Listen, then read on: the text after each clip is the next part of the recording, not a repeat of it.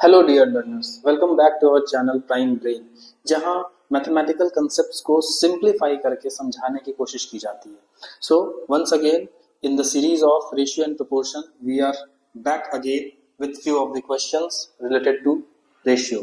Okay, so first question for today is, if a square plus b square plus c square minus ab minus bc minus ca equals to 0, then a is to b is to c is, means basically we have to find the ratio between a b and c. Okay, so this is given.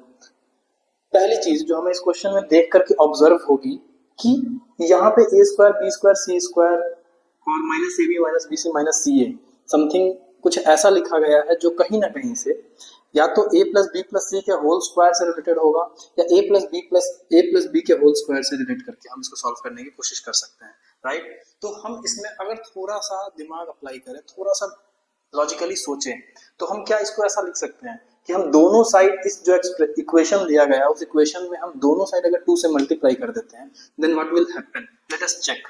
Okay, so when we do that तो we will get 2a square plus 2b square plus 2c square minus 2ab minus 2bc minus 2ca equals to 0 multiplied by 2, that will be 0 only, right। अब हम क्या करेंगे, अब यहां से आप ये देख के समझ पा रहे होंगे कि 2ab या 2bc या 2ca ये किस तरह के क्वेश्चन, किस तरह का फॉर्मूला में फिट बैठ सकता है, राइट। तो हम उसको समझने की कोशिश करते हैं। तो हम जानते हैं 2ab माइनस 2ab कहाँ दिखता है, a माइनस b का अगर हम होल स्क्वायर करते हैं तो हमें मिलेगा a square plus b square minus 2ab, right. तो इसका मतलब ये है कि हमें कहीं ना कहीं यहाँ पे a माइनस b का होल स्क्वायर दिख सकता है। तो उसके लिए हम क्या करेंगे, इसको ब्रेक करेंगे a square plus a square में। इसी तरह से इसको भी ब्रेक कर सकते हैं b square plus b square में, similarly c square plus c square में, राइट। अब क्या करेंगे, यहां से एक a स्क्वायर लेते हैं, यहां से एक b स्क्वायर लेते हैं और इसको यहां से ले लेते हैं, राइट। तो ये एक कंप्लीट हो गया, ये एक यूज हो गया और हमने ये भी यूज कर लिया। सिमिलरली अगर यही a स्क्वायर दोबारा से लेते हैं तो ये भी यूज हो जाएगा। अब एक बार इस c स्क्वायर को लेते हैं तो c square minus 2ca means ये भी यूज कर लिया हमने, राइट। अब हमारे पास क्या बचा, ये b स्क्वायर बच रहा है प्लस सी स्क्वायर बच रहा है और क्या बच रहा है माइनस 2bc इक्वल्स टू 0 होगा, राइट। अब आप यहां से समझ पाएंगे this is nothing but a minus b का whole square plus this is nothing but a minus c का whole square plus this is nothing but b minus c whole square equals to 0।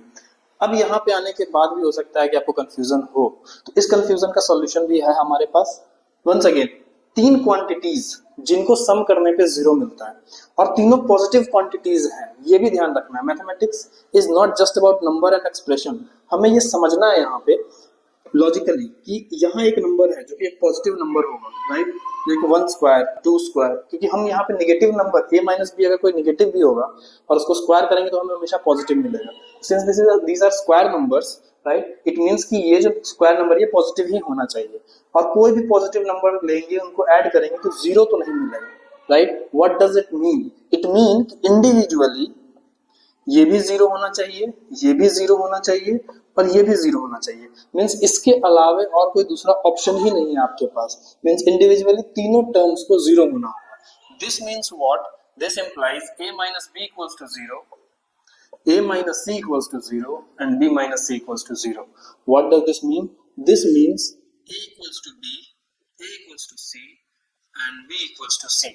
अब इसका क्या मतलब है, इसका मतलब ये है कि a is to b is to c equals to what, a की जगह पे हम b लिख सकते हैं और c की जगह पे भी हम b लिख सकते हैं।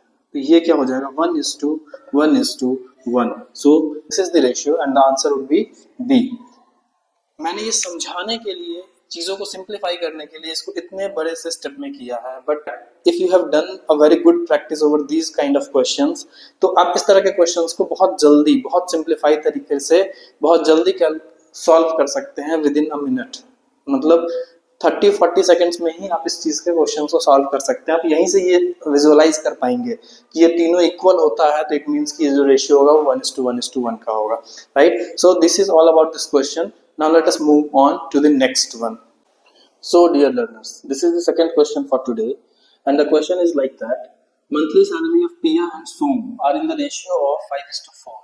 from her monthly salary, Pia gives 3/5 to her mother, 15% towards her sister's tuition fees, 18% towards loan, and she shops with remaining amount, which is 2100. What is the monthly salary of Som? Means basically यहाँ पे हमें ये समझने की कोशिश करनी है कि क्वेश्चन में गिवन किसी और के बारे में दिया गया है, चीजें जो डाटा दी गई हैं, मैक्सिमम जो डाटा दिया गया है वो पिया के बारे में दिया गया है, एंड जो सैलरी पूछी जा रही है वो सोम के बारे में पूछी जा रही है, तो यहाँ पे गड़बड़ होने के चांसेस ज्यादा होते हैं। सो आई वुड सजेस्ट कि आप क्वेश्चंस में ध्यान से इन चीजों को सॉल्व करने की कोशिश कीजिएगा, right. So this is the first thing. Second thing, अब इस क्वेश्चन में बहुत सारे डाटा दिए गए हैं, लेकिन इस क्वेश्चन को अगर हम प्रैक्टिकल लाइफ में सोचे तो क्या हम देख के समझ पा रहे हैं कि जो पिया है, राइट, वो रिस्पॉन्सिबल सिटीजन है जो अपनी रिस्पॉन्सिबिलिटी अपने मदर के टुवर्ड्स, अपने सिस्टर के टुवर्ड्स, एज वेल एज वो लोन भी टाइमली बैंक को या फिर जहां से भी उसने लोन लिया है वो उनको दे पा रही है अपने सैलरी में से, राइट। सो इट मीन्स कि that she is a responsible citizen, right, towards she shows accountability and responsibility towards her family as well as towards the institutions, okay। so now the thing is कि जो ratio है वो 5:4 का दिया गया है, right. Monthly salary means एक कुछ अमाउंट होगा जिसका 5 मतलब जिसका जो एक 5 पार्ट है वो पिया का सैलरी है और उसी अमाउंट का 4 पार्ट जो है वो सोम का सैलरी है, राइट। तो मान लेते हैं, let us assume कि पिया का सैलरी 5x होगा, राइट, और सोम का सैलरी 4x होगी, राइट। अब हमसे यहाँ क्वेश्चन में दिया गया है, अब क्वेश्चन में दो चीजें हैं, एक तो है कि यहाँ पे फ्रैक्शन में दिया गया है कि Piya gives 3/5 to her mother, first thing, और एक जगह दिया गया है कि वो अपने ट्यूशन फी, अपने सिस्टर्स की ट्यूशन फी पर 15% मीन्स परसेंटेज में भी दिया गया, means basically either you have to convert the fraction into percentage और you can convert that percentage into fraction, जिसमें भी चाहें वो आप कर सकते हैं, बट आई सजेस्ट कि परसेंटेज में कन्वर्ट करना रिलेटिवली इजी होता है, राइट। तो हम क्या करेंगे कि पिया ये जो 3/5 टू हर मदर दे रही है, मतलब अपने सैलरी का 3/5 पार्ट जो है अपने मदर को दे रही है, राइट। इट मीन्स कि 3/5 कितना परसेंट होगा, एंड वी नो कि फ्रैक्शन को परसेंट में कन्वर्ट करना इज रिलेटिवली इजी, क्योंकि दो डाटा परसेंटेज में दिया गया है, इसीलिए जो एक डाटा फ्रैक्शन में उसको परसेंटेज में कन्वर्ट करते हैं। तो पिया का एक्सपेंसेस क्या होगा, 3/5, राइट, मल्टीप्लाइड बाई इसको 100 कर देते हैं, प्लस ये 15% प्लस 18%, राइट। इन सबको जब हम करेंगे ये हमारा आ जाएगा 60% प्लस ये होगा 33%, so we are having 93%। Means Piya जो अपने सैलरी का 93% या तो अपनी मदर को दे रही है, अपने सिस्टर की ट्यूशन फी को भरने में स्पेंड हो रहा है, या फिर जो लोन उसने ले रखा है उसको कवर करने में, कंप्लीट करने में, उनको देने में वो जा रहा है। 93% of her salary is gone, okay. Now बचा कितना हमारे पास, और जो बच रहा है she shops with remaining amount, जितना अमाउंट बचता है उसकी वो शॉपिंग करती है, राइट। तो जो रिमेनिंग अमाउंट बचा 100% होता है complete, 93% she spend on these 3 expenses. तो हमारे पास बचा कितना, रिमेनिंग अमाउंट इज 7%, राइट। अब 7% क्या, हमें ये समझना है कि 7% मतलब, और ये रिमेनिंग अमाउंट का 7% बोला जा रहा है इस 2100, मीन्स 7% ऑफ इसके सैलरी का, मतलब 5x इज 2100 गिवन है। Are you getting my point? I hope you all are getting my point कि जो 7% जो रिमेनिंग अमाउंट बच गया 7%, उसका 5x मतलब उसके कंप्लीट सैलरी का, जो कि उसका सैलरी हमने माना था 5x, राइट। तो 5x का 7% करेंगे तो 2100 आएगा, and from here you will get 7/100 multiplied by 5x equals to 2100। यहां से ये 20, ये so x equals to 6000, right. अब यहां से अगर हमें x 6000 मिल रहा है, what does it mean, it means कि हमसे पूछा जा रहा है कि मंथली सैलरी सोम का कितना होगा, और हमने कितना कंसीडर किया था मंथली सैलरी सोम का, monthly salary of Som is 4x, right. और इसका मतलब ये है कि 4 times 6,000, it means you will get 24,000, right? So monthly salary of some would be 24,000. So this is all about this question. सारा एनालिसिस कर लिया हमने इस क्वेश्चन में। आप खुद से भी एक बार फिर से ट्राई कीजिए बिना देखे सॉल्व करने की, और एनालिसिस कीजिए। क्वेश्चन सॉल्व करने के बाद की analysis is more important than just solving the question and getting to the answer, right? So try to analyze the questions in greater detail so that कि आपकी ऑब्जर्वेशन स्किल, आपकी analysis skill अच्छी हो सके, right? So this is all about this question. Now let us move to the next one. So dear learners, this is the third question for today, and the question is 4/7 of the boys and 6/11 of girls of a school participated in marathon. Means एक school में कुछ fraction of boys and कुछ fraction of girls एक marathon में participate कर रहे हैं। If the number of participating students is 208 और टोटल नंबर ऑफ पार्टिसिपेंट्स है 208, जिसमें से 124 are boys, it is obvious कि आप बहुत इजीली निकाल सकते हैं कि कितने नंबर ऑफ गर्ल्स होंगी जो उस मैराथन में पार्टिसिपेट कर रही होंगी, right? What is the total number of students in the school? Means basically they are not asking कि कितने लोग पार्टिसिपेट कर रहे हैं, because it is already given कि 208 लोग पार्टिसिपेट कर रहे हैं, जिसमें से 124 हैं बॉयज, तो जो बच गए वो गर्ल्स होंगी, that's okay. But the question is कि टोटल नंबर ऑफ स्टूडेंट्स कितने हैं, राइट, उस स्कूल में। इसके अलावा क्वेश्चंस को और भी ट्रिकी बनाया जा सकता था कि लाइक कितने फ्रैक्शन, ओवरऑल कितने फ्रैक्शन स्टूडेंट्स पार्टिसिपेट कर रहे हैं मैराथन में, राइट? तो उसके लिए भी हम पहले total number of students find करते, स्कूल के total number of students find करते, और उसको हम डिवाइड करते total number of participating students से, right? So that is not the question actually. The question is just simple कि हमें नंबर ऑफ स्टूडेंट्स फाइंड करने हैं, उस स्कूल में टोटल नंबर ऑफ स्टूडेंट्स कितने हैं, right? This is all about this question. Suppose मान लेते हैं कि एक स्कूल में let the number of students be total number of students भी x, राइट है।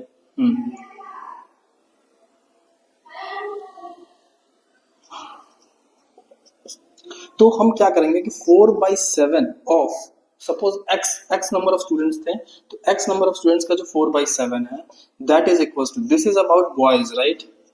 और हमें पता है कि ये 4/7 ऑफ x जो है वो बॉयज पार्टिसिपेट कर रहे हैं, this is equal to 124, right? और इसी तरह से हम गर्ल्स के लिए भी फाइंड कर सकते हैं कि वो हो जाएगा 6/11 ऑफ x इक्वल्स टू, अब 124 मीन्स 208 टोटल है, 124 है, तो हमारे पास कितना बचेगा? 84, राइट?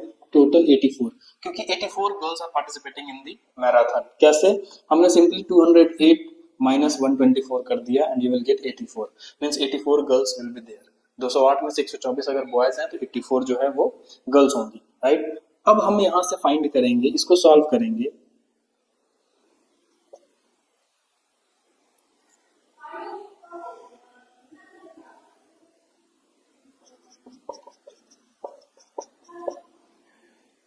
इसको x1 मानते, 4/7 मीन्स कि जो टोटल नंबर ऑफ बॉयज कितने होंगे वी डोंट नो।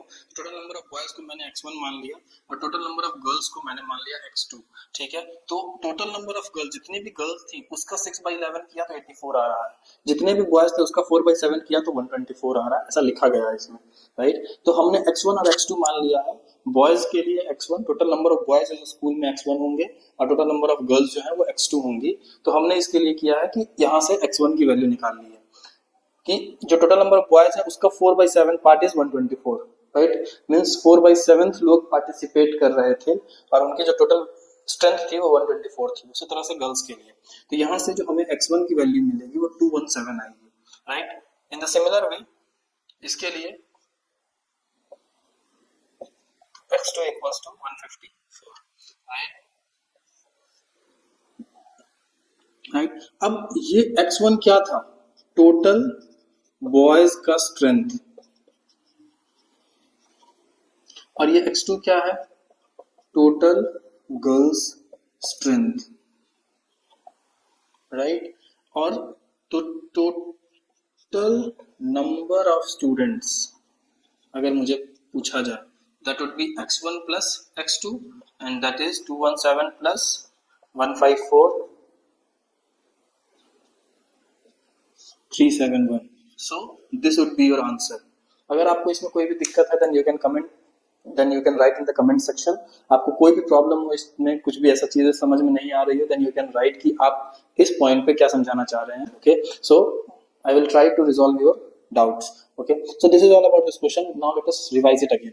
एक क्वेश्चन है जिसमें लिखा गया है कि कुछ नंबर ऑफ बॉयज स्कूल में है, कुछ गर्ल्स हैं, राइट। उस बॉयज में से 4/7 जो है वो मैराथन में पार्टिसिपेट कर रहे हैं, और जितनी भी गर्ल्स हैं उसमें से 6/11 जो है वो मैराथन में पार्टिसिपेट कर रही हैं, राइट। अगर number of participating students, total participating students का स्ट्रेंथ दिया 208, और बोला जा रहा है कि उसमें बॉयज 124 हैं, तो इट इज ऑब्वियस कि बहुत सिंपली हम गर्ल्स का स्ट्रेंथ फाइंड कर सकते हैं, दैट इज 84।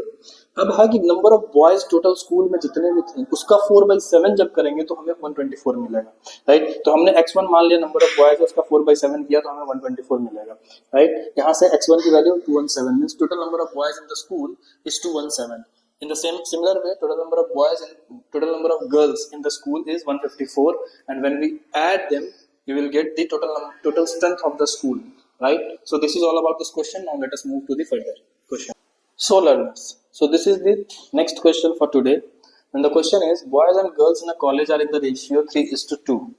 Means एक college में boys और girls का ratio दिया गया 3:2. If 20% of the boys and 25% of the girls are adults, then find the percentage of students who are not adult, right? Means कि कुछ परसेंटेज दिया गया है कि बच्चे एडल्ट हैं, कुछ नहीं है। एडल्ट की क्राइटेरिया क्या होती है? As you all know that a person should be more than 18 years of age, right. तो कुछ बच्चे ऐसे हैं जो 18 इयर्स ऑफ एज से ज्यादा हैं और कुछ का एज 18 से बिलो है, राइट। सो हियर 20% बॉयज और 25% गर्ल्स एडल्ट है, और हमसे पूछा जा रहा है कि percentage of students who are not adult, means जो एडल्ट नहीं है उसकी परसेंटेज पूछी जा रही है। तो हम यहाँ पे क्या करेंगे कि उस कॉलेज में जो भी नंबर ऑफ बॉयज होंगे, number of boys suppose ratio में दिया है तो उसको हम 3x मानेंगे, एंड नंबर ऑफ गर्ल्स इसको हम मानेंगे 2x, राइट। अब हमें बोला जा रहा है कि नंबर ऑफ बॉयज 3x है, नंबर ऑफ गर्ल्स 2x है। हमें 20% of the boys are adult, तो हमसे यहाँ से अगर पूछा जाए कि अगर जितने भी बच्चे हैं उसमें से 20% अगर एडल्ट है, इसका मतलब ये है कि जो बाकी बच गए दैट इज 80% वो एडल्ट नहीं होंगे, राइट। तो percentage of students are not adult. यहाँ स्टूडेंट्स का हम बॉयज की बात करें अगर, तो ऐसा लिख सकते हैं क्या, total number of boys that are not adult, जो एडल्ट नहीं है। टोटल नंबर ऑफ बॉयज जो एडल्ट नहीं है वो कितने हो जाएंगे? टोटल तो 3x है और एडल्ट नहीं है, इसके परसेंटेज कितनी है? 80/100, 80% है। मींस 3x का 80% करेंगे तो इतने ऐसे बच्चे होंगे जो बॉयज होंगे जो एडल्ट नहीं होंगे, राइट। तो यहां से हम इसको सिंप्लीफाई कर सकते हैं 12x/5, right? So this is about the total number of boys that are not adult. Similarly, हम ऐसा कर सकते हैं कि total number of girls that are not adult, ये हमें कैसे मिलेगा? टोटल तो 2x गर्ल्स हैं, उसमें से अब 25% गर्ल्स एडल्ट हैं तो कितने नहीं होंगे? That is 75%, right. तो ये हो जाएगा 3/4 that is 6x/4. 4 means you can write it by 3/2 that is 3x/2, right? So this is about कि इतने गर्ल्स जो है वो एडल्ट नहीं होंगे। अब पूछा जा रहा है percentage of students who are not adult. अब हमें ओवरऑल पूछा जा रहा है कि ओवरऑल कितने ऐसे परसेंटेज ऑफ स्टूडेंट्स हैं जो एडल्ट नहीं है। इट मींस कि हमें अगर पूछा जाए तो हम ऐसा लिख सकते हैं क्या, बॉयज का 12x/5 plus 3x/2 divided by, अब टोटल नंबर ऑफ स्टूडेंट्स कितने होंगे? तो we all know that it would be 5x, क्योंकि 3x plus 2x, 3x boys थे 2x गर्ल्स थे, तो टोटल नंबर ऑफ स्ट्रेंथ इतना होगा। चूंकि परसेंटेज पूछा जा रहा है तो मल्टीप्लाइड बाई 100 हमें करना पड़ेगा, राइट। तो यहां से हमें इसको सॉल्व करने पे आंसर मिल जाएगा। अब इसे सॉल्व करना is easy, right. So we will do that. ऊपर में हम एलसीएम लेंगे तो 10 हो जाएगा, ये 24x plus 15x divided by 5x into 100, ये हो जाएगा 39x बाई 50x, क्योंकि ये इससे मल्टीप्लाई होगा, मल्टीप्लाइड बाई 100, x से x कैंसिल हो जाएगा, ये यहाँ से 2 टाइम्स में, and 39 into 2 that is 78%. So you will get the answer 78% of the students who are not adult in the college, right? Means 20% boys 25% girls, इन दोनों को ऐड करेंगे। ये सिंपल क्वेश्चन नहीं है जिसमें आप सिंपली ऐड किए तो हमें मिल गया 45% और उसके बाद हम बोल सकते हैं कि 55% जो होंगे वो एडल्ट होंगे। ऐसे गलतियां बच्चे करते हैं क्योंकि यहाँ सिंपल एडिशन हम नहीं कर सकते। ऐसा इसीलिए नहीं कर सकते क्योंकि बॉयज और गर्ल्स की स्ट्रेंथ सेम नहीं है, डिफरेंट है, और रेशियो भी दिया गया 3:2 का है।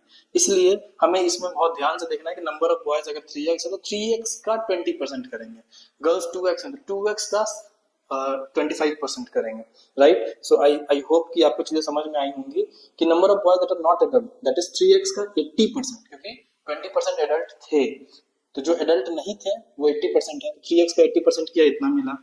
गर्ल्स के लिए 2x का 75% करेंगे क्योंकि 25% गर्ल्स एडल्ट हैं, हमें नहीं है वाला पूछा जा रहा है, इसीलिए ये करेंगे यहाँ से 3x/2।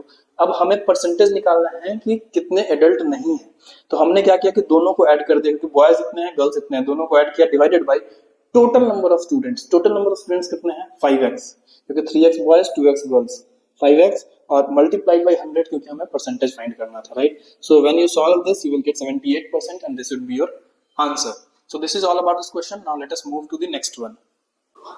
So dear learners, this would be the last question for today for this video lecture, okay? And the question is, if A is directly proportional to C। ये क्वेश्चन की एक खास बात है, खास बात ये है कि ये क्वेश्चन बिल्कुल कंसेप्चुअल क्लैरिटी वाला क्वेश्चन है। Means it is not just about ratio, it is also about proportion, क्योंकि इसमें अगर आप इस क्वेश्चन को ध्यान से देखेंगे then you will get to know कि इसमें प्रोपोर्शनल वर्ड भी यूज किया गया है। अब इसका क्या मतलब है? ये सिर्फ मैथमेटिक्स से रिलेटेड है या फिर इसका यूज हम कहीं और भी कर सकते हैं? Then you will get to know कि ये जो प्रोपोर्शनल और रेशियो हम पढ़ रहे हैं ये ऐसा नहीं है कि सिर्फ आप एग्जामिनेशन पॉइंट ऑफ व्यू से पढ़ रहे हैं, क्योंकि आप फर्दर स्टडीज करेंगे, हायर क्लासेस में जाएंगे तो वहां मैथमेटिक्स के अलावा फिजिक्स भी है जहां मैथमेटिक्स का बहुत इंपॉर्टेंट रोल है, राइट? और फिजिक्स में भी इस तरह की चीजें कि this is directly proportional to this, that is directly proportional to this, ऐसा दिखता है, right? Like suppose for example speed equals to distance by time, ये एक फॉर्मूला है जो आप जानते होंगे। यहां से हम देख पाएंगे कि speed is directly proportional to distance and speed is inversely proportional to time, right? Means speed अगर हम बढ़ाएंगे तो डिस्टेंस भी इंक्रीज कर सकते हैं, या फिर यूं कहें कि डिस्टेंस अगर ज्यादा है तो हम ज्यादा स्पीड से आराम से हम उस डिस्टेंस को जल्दी कवर कर सकते हैं, लेकिन स्पीड बढ़ाएंगे तो टाइम हमें कम लगेगा, right? So in this way हम लोग 2-3 क्वांटिटीज को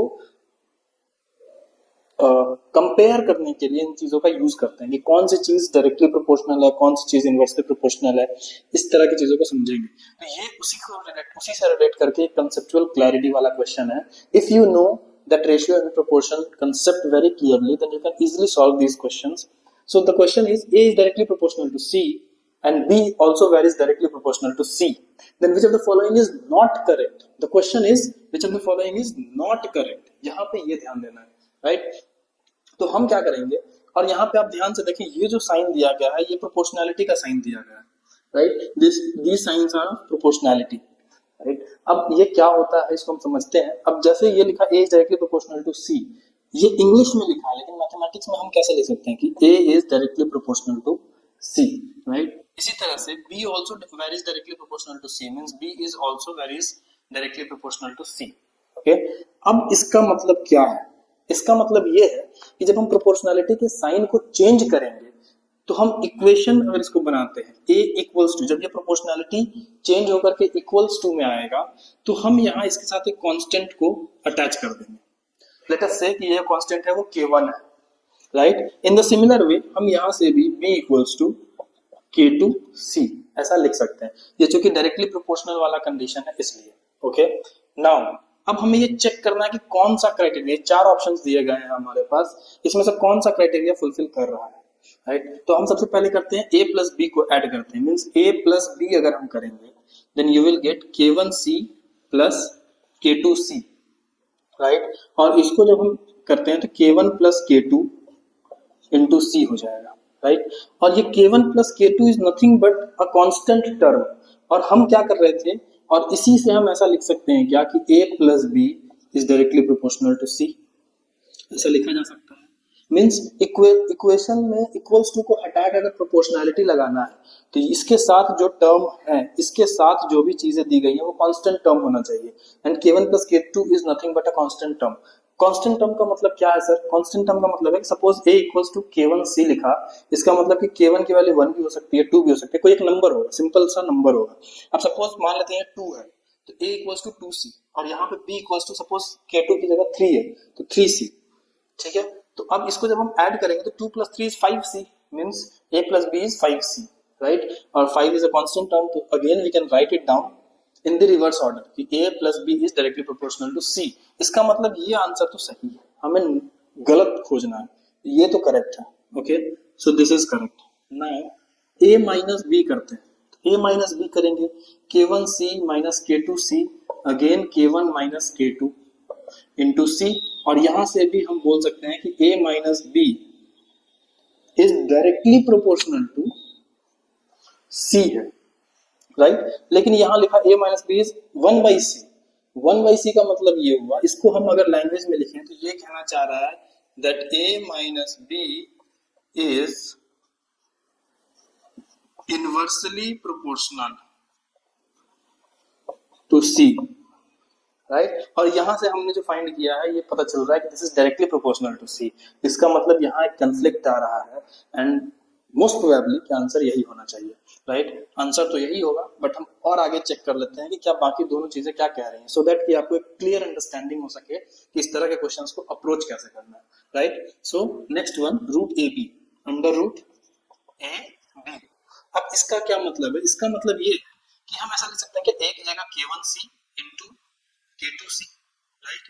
इसका मतलब ये कि under root k1 k2 c square, ऐसा लिख सकते हैं।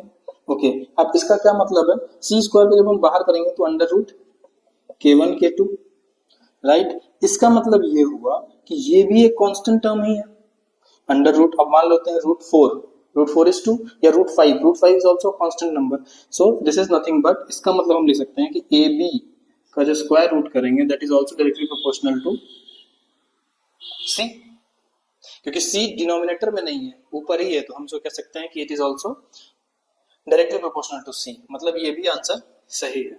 Now let us move to the last one, a by b करेंगे that is k1c by k2c, यहाँ से c और c कैंसिल हो जाएगा तो k1 by k2।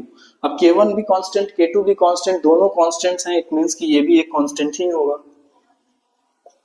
Right. And this is written here, it means this is also correct. इसका मतलब ये हुआ कि हमने जो ये सेकंड वाला पार्ट सॉल्व किया जिसमें ये डायरेक्टली प्रोपोर्शनल होना चाहिए था c के, जो कि यहाँ इनवर्सली प्रोपोर्शनल दिया है, hence the answer is b, right. So this is all about this question and I hope कि आप इन सारे क्वेश्चंस को एंजॉय कर रहे होंगे, इन सारे क्वेश्चन से कुछ सीखने को आपको मिला होगा, भले आप बिगिनर हो या एडवांस लर्नर हो, बट आई होप कि अगर आप इन क्वेश्चंस को खुद से ट्राई करेंगे, खुद से प्रैक्टिस करेंगे, then you will get to learn more and more. Okay, so I suggest you कि आप इन सारे क्वेश्चंस को खुद से प्रैक्टिस करें, खुद से सॉल्व करें and then come back to the video and check कि whether you are doing the right way और नॉट।